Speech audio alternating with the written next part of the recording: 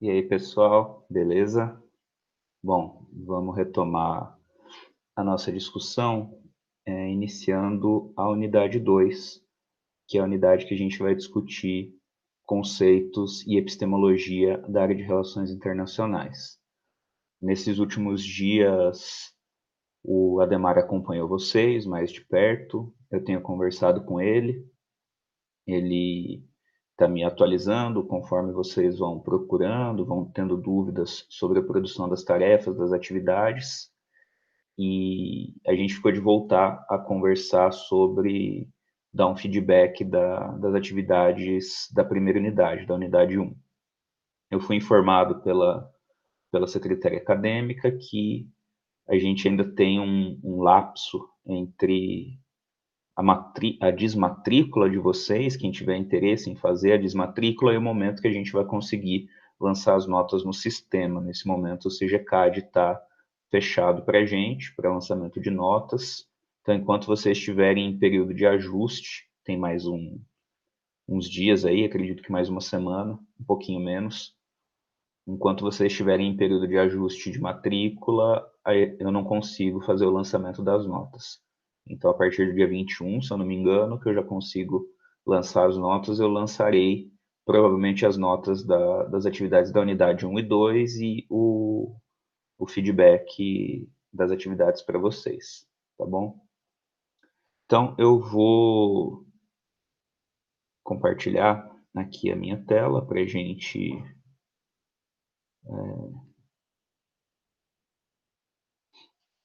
retomar um pouco do nosso conteúdo e falar o que eu espero que vocês aprofundem nessa unidade 2, que é essa unidade de conceitos e atores, a epistemologia das relações internacionais.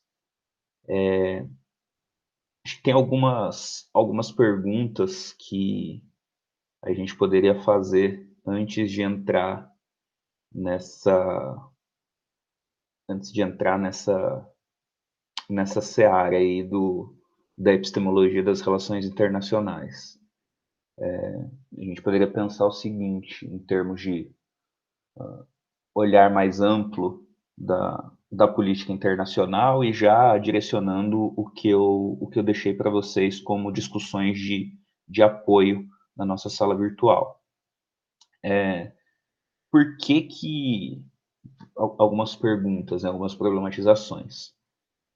Por que há um entendimento ou há quase um consenso da comunidade internacional a respeito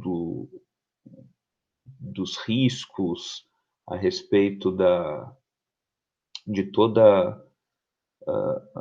de todos os perigos da, do programa nuclear norte-coreano, ou pelo menos das ameaças advindas do desenvolvimento do programa nuclear norte-coreano?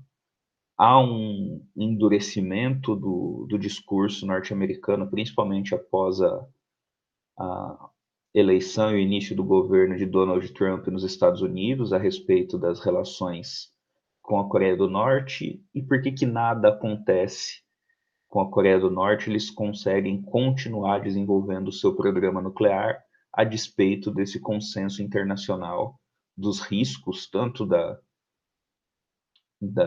política nuclear norte-coreana, mas até de forma mais profunda, com a existência de um conjunto de normativas internacionais de não proliferação nuclear, que é o Tratado de Não Proliferação Nuclear da Organização das Nações Unidas. Então, por que esse problema é colocado, mas a gente não tem um resultado efetivo? Segundo problema, uma segunda situação para a gente pensar, também dentro dessa nossa unidade, diz respeito à saída da Grã-Bretanha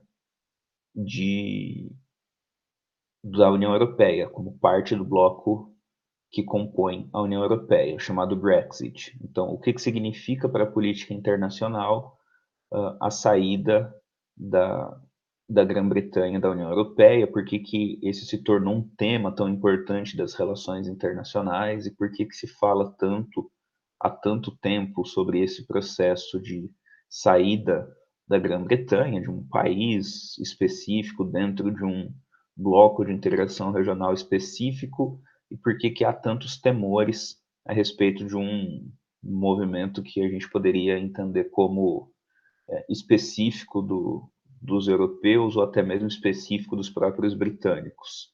Então, também é um problema para a gente discutir a partir dessa ideia dos conceitos e dos atores. E uma última questão, uma última situação também que poderia chamar atenção para a gente conversar um pouco, diz respeito mais especificamente ao Brasil, seria a seguinte pergunta: o Brasil, desde 1900 e desde o início do século XX, final do século XIX, início do século XX com mais propriedade, ele é um dos maiores exportadores mundiais de café. É um grande produtor de café e também um dos maiores exportadores mundiais de café. Pelo menos durante aquela primeira etapa da economia brasileira, foi um dos principais responsáveis pela difusão do café como um produto, uma commodity global. Por que que o Brasil é, há mais de um século, um dos principais produtores e exportadores do café e a gente não tem uma máquina de café expresso brasileira? Então, são algumas questões que eu coloquei em termos da gente pensar uh, essa nossa unidade, essa parte da nossa disciplina, dos conceitos, dos atores e principalmente da epistemologia das relações internacionais a partir de três lentes, que seriam a lente do equilíbrio de poder, a lente da interdependência complexa e a lente da divisão internacional do trabalho. Então, para a gente chegar nessas questões um pouco mais concretas, empíricas, nessa parte da nossa aula, a gente vai falar um pouquinho mais sobre abstração, um pouquinho mais sobre teoria, até a gente conseguir reunir alguns elementos para chegar nessas três questões na próxima parte que eu vou conversar com vocês. Então, inicialmente, o que eu pretendo fazer é falar sobre as premissas básicas das relações internacionais, que são as noções de soberania e anarquia, vão ser duas premissas fundamentais para a gente pensar todo o desenvolvimento das relações internacionais, tanto do ponto de vista teórico, mas também do ponto de vista prático. A gente vai falar um pouco sobre o que são, quem são os atores, quem são os agentes das relações internacionais, com quem que a gente vai se preocupar quando a gente estiver falando em relações internacionais.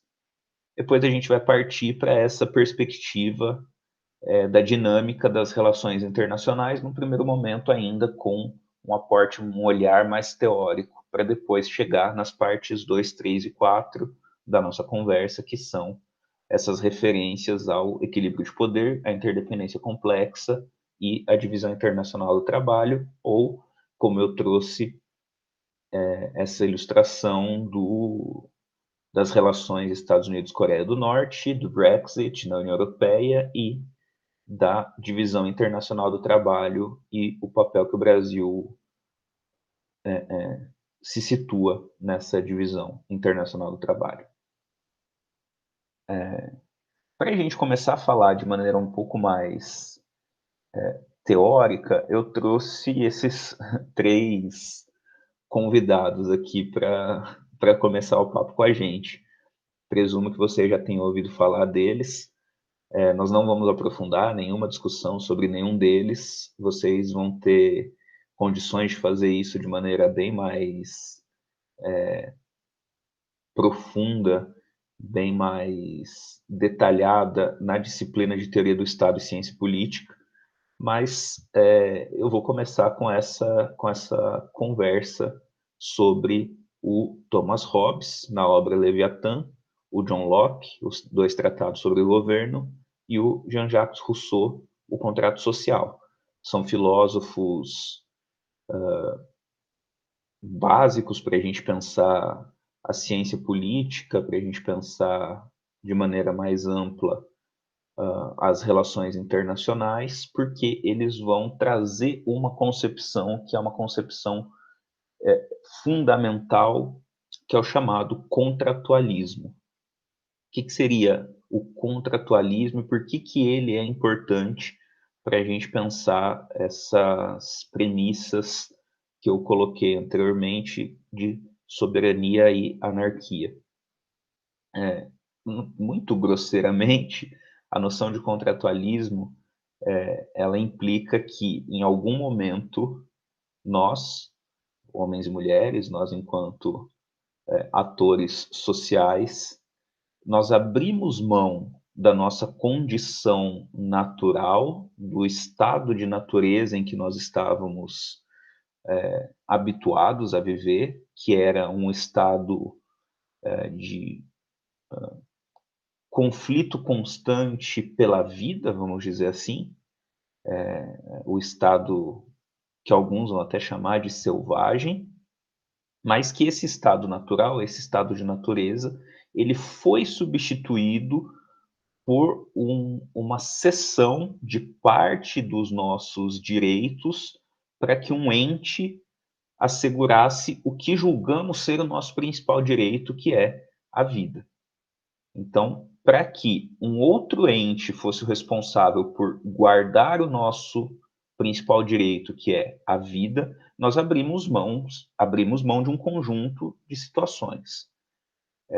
Isso significou, em algum momento, que foi estabelecido uma espécie de pacto social ou de contrato social em que nós elegemos uma instituição, que é o Estado, e essa instituição, Estado, se responsabiliza pela proteção a esse nosso direito maior, que é a vida. Quando que a gente assinou esse contrato? A gente não assinou esse contrato. Quando a gente vem ao mundo, quando a gente nasce, algum dos nossos responsáveis, em geral, vai lá e faz o nosso registro, registra a criança, e a partir desse registro, nós somos oficialmente membro da sociedade ao qual estamos inseridos. Hoje funciona mais ou menos dessa forma. A partir do momento que a gente faz parte desse registro oficial, seria como se a gente estivesse pactuando esse contrato. Mas é óbvio que isso não faz sentido nenhum do ponto de vista individual. Você é um bebê, um novo ser que veio ao mundo e você faz parte desse pacto simplesmente porque você está registrado. Mas, na verdade, o que se estabelece como princípio é que um conjunto de homens e mulheres entendeu que a melhor saída para que eles conseguissem prosperar sem que tivessem que se preocupar com o tempo todo proteger a sua vida, proteger-se de conflitos que seriam também desdobrados em um segundo momento a questão da sua propriedade privada, a questão dos seus bens e da sua riqueza, eles deveriam terceirizar essa proteção a uma entidade superior que é o Estado.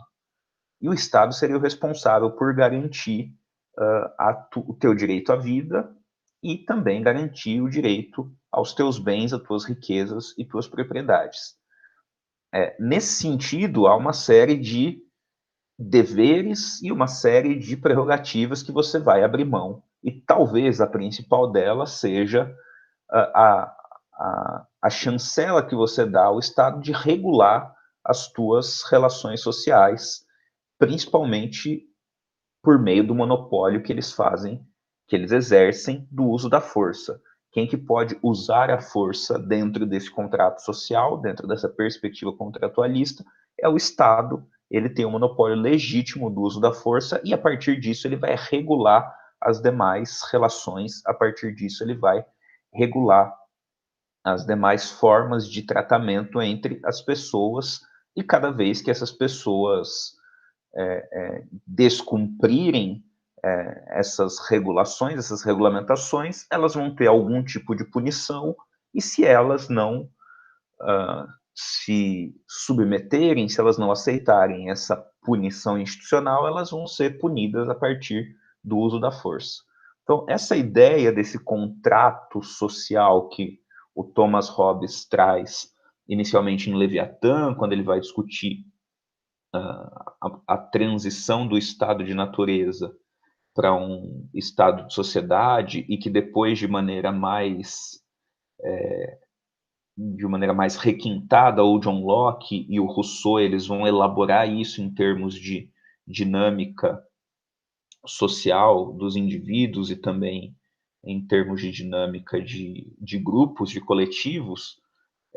Essa perspectiva desse contrato social ela vai influenciar também de maneira muito significativa a forma como as relações internacionais vão se desenvolver. Por quê? Porque essa noção do, do contrato social, ela vai estabelecer uma figura que é a figura do Estado. O que seria o Estado? O Estado seria a confluência de uma determinada população, um determinado povo, uma porção territorial e um conjunto de normas a partir do qual exista uma entidade que regulamente esse conjunto de normas e que exerça soberania sobre esse pacote, território, povo e conjunto de normas. Para as relações internacionais, essa figura que se constitui, que é o Estado, ela vai ser importantíssima. Por quê? Porque essa noção de Estado, principalmente somada à ideia de que esse Estado ele exerce uma soberania sobre essas normas, esse território e essa população, vão ser o ponto de partida das relações entre os distintos grupos sociais. Esse conceito ele ganha muita força a partir de 1648, quando essa perspectiva contratualista ela se ela se ela ganha forma, ela se transforma ali em um acordo, em um tratado internacional que é o chamado Tratado de Westfália, que é o momento em que diferentes grupos sociais que estavam em conflito por interesses políticos, militares, econômicos e também religiosos estabelecem um pacto, a partir de um tratado, né, mas um pacto em que eles respeitariam esse conjunto de informações que eu falei anteriormente. Um povo que está em um determinado território em um conjunto de leis com uma soberania. Isso significa duas coisas. Primeiro, como eu estou trazendo aqui nesse slide, que a soberania ela vai significar, do ponto de vista interno, que o poder do Estado, o poder dessa entidade, ele é o poder mais alto que existe dentro do próprio Estado, dentro desse próprio conjunto que se constitui de território, povo e conjunto de normas. Ou seja, ali dentro daquele Estado, o ente soberano, a instituição, ela é o poder mais alto que existe e esse Estado vai definir as regras e as normas a serem seguidas pela população que o reconheceu.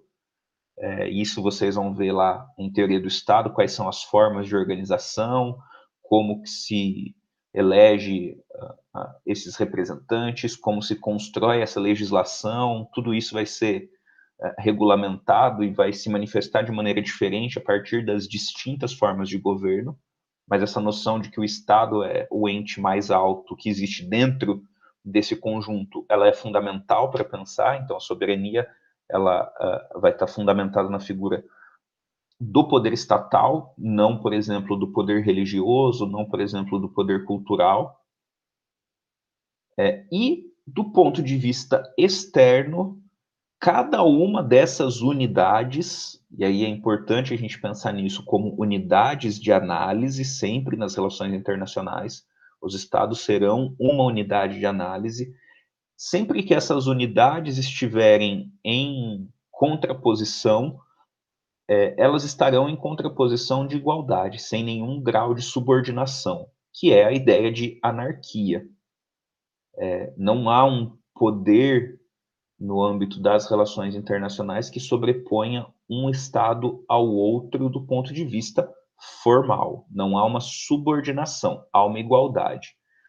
Essa igualdade não significa que todos detenham as mesmas prerrogativas, com os mesmos instrumentos e com a mesma política de exercer o poder, mas significa que eles estão sempre numa perspectiva de estarem no mesmo patamar, seja os Estados Unidos ou a China, seja o Sri Lanka ou a Costa Rica. A partir do momento que eles são reconhecidos como um Estado soberano que exerce poder dentro de um determinado território sobre uma população com um conjunto de normas, eles estão no mesmo patamar de igualdade na dinâmica dessas relações entre estados. Ou seja, a dinâmica das relações internacionais, ela parte de uma premissa básica que cada estado está colocado no mesmo nível de análise, que é a ideia de anarquia, nenhum se sobrepõe ao outro, nenhum subordina o outro, e também que esses estados exercem a soberania sobre o seu território, sua população e as suas normas, e não qualquer outra entidade que não seja o Estado. Não vai ser a igreja, não vai ser uma empresa, não vai ser um grupo social ou cultural. Quem vai exercer isso de maneira legítima vai ser o Estado. Então, essas são as duas premissas básicas para a gente pensar o início da discussão sobre a epistemologia das relações internacionais. Aí para onde eu venho? Para esse novo quadro que eu coloco aqui para vocês com meia dúzia de figuras. E aí vocês se perguntariam, mas o que tem em comum a Casa Branca, que é essa primeira à esquerda aqui no alto, o Greenpeace, que é esse último à direita aqui embaixo, o Alibaba, a The Economist, o Papa Francisco e a OMS, a Organização Mundial da Saúde. O que tudo isso está aqui fazendo junto? Cada um desses, à sua maneira, é um ator das relações internacionais. A Casa Branca eu coloquei aqui como representação do governo norte-americano, mas de maneira estendida, ampliada, como representação de um Estado, do Estado como um ator internacional. A Organização Mundial da Saúde, por ser uma agência do sistema ONU, da Organização das Nações Unidas, aparece aqui como representante das organizações internacionais. O Alibaba, que é uma grande empresa, o Alibaba Group, que é um grupo que atua transnacionalmente a partir da China, como representante de empresas transnacionais que estão aí capilarizadas mundo afora. O Greenpeace, uma organização não governamental de alcance transnacional que atua, que faz a sua militância praticamente em todas as partes do mundo. A The Economist, que é uma revista britânica que tem grande incidência na opinião pública internacional. Aqui eu trago como exemplo essa capa do Cristo Redentor, o voo que deu errado, né? A primeira capa de alguns anos antes foi aquela do Brasil Takes Off, agora o Brasil falhou, o voo dele não deu certo. E, por fim, o Papa Francisco, não representando necessariamente a Igreja Católica, mas representando figuras, indivíduos que têm projeção global, que conseguem ter uma voz global e interferir também na dinâmica das relações internacionais. Então, basicamente, o que eu estou dizendo? Que quando a gente pensa na constituição da sociedade internacional, a gente está indo muito além dos estados nacionais. A gente está indo muito além dos estados soberanos.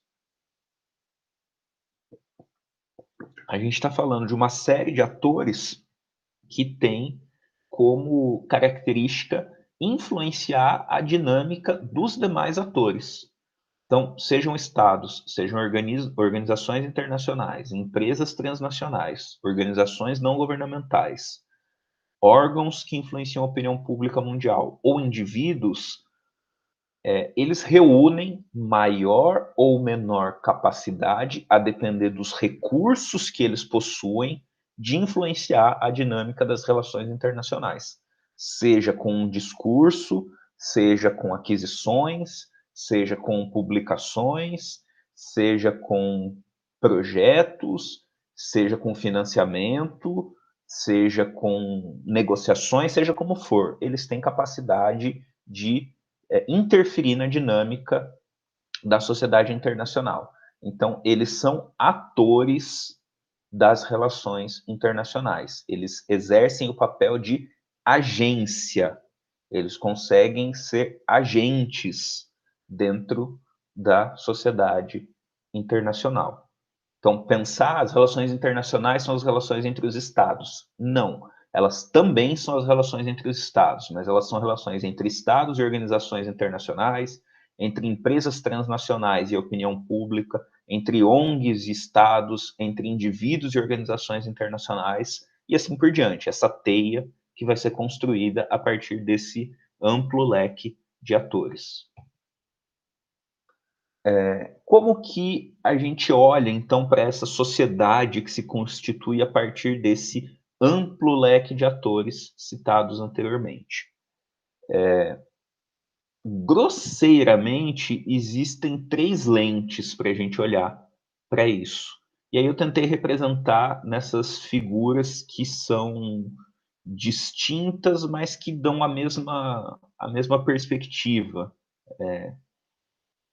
Aqui à nossa esquerda, no alto, é uma perspectiva de uma disputa entre 2 lados, cada um puxando para si, a corda, né, o cabo de guerra, os 2 puxando, mas cada um em uma direção diferente.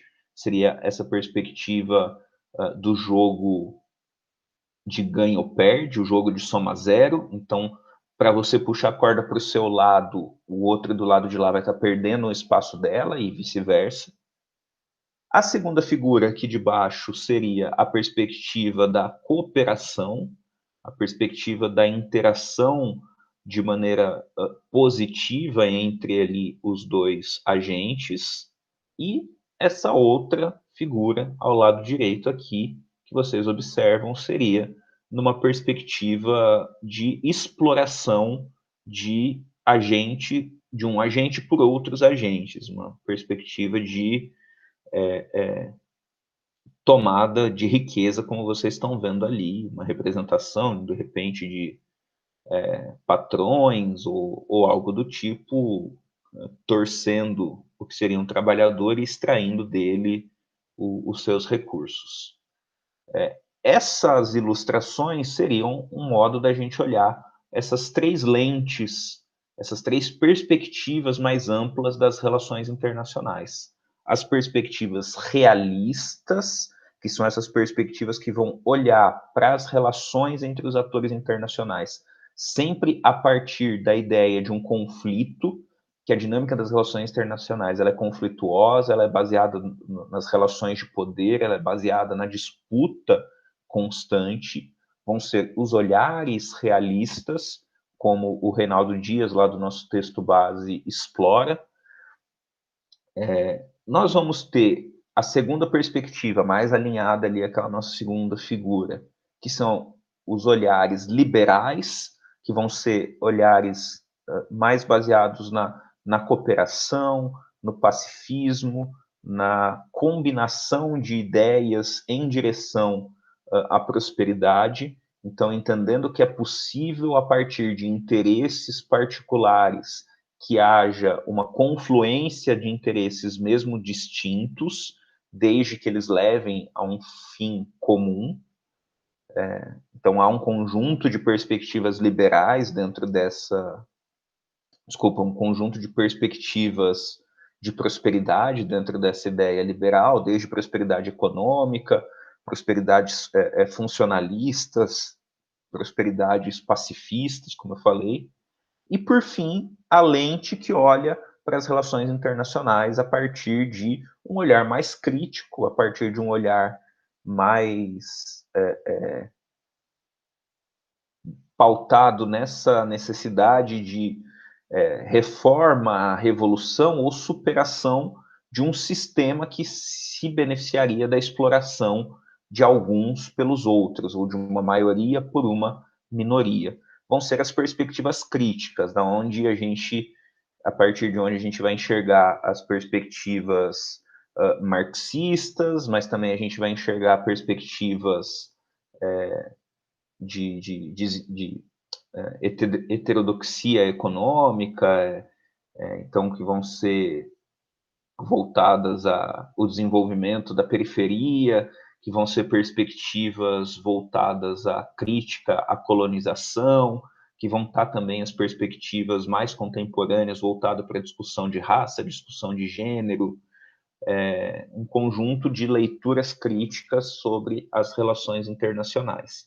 Seriam essas as três lentes que inicialmente a gente poderia pensar, ou as três perspectivas sobre o estudo das relações internacionais.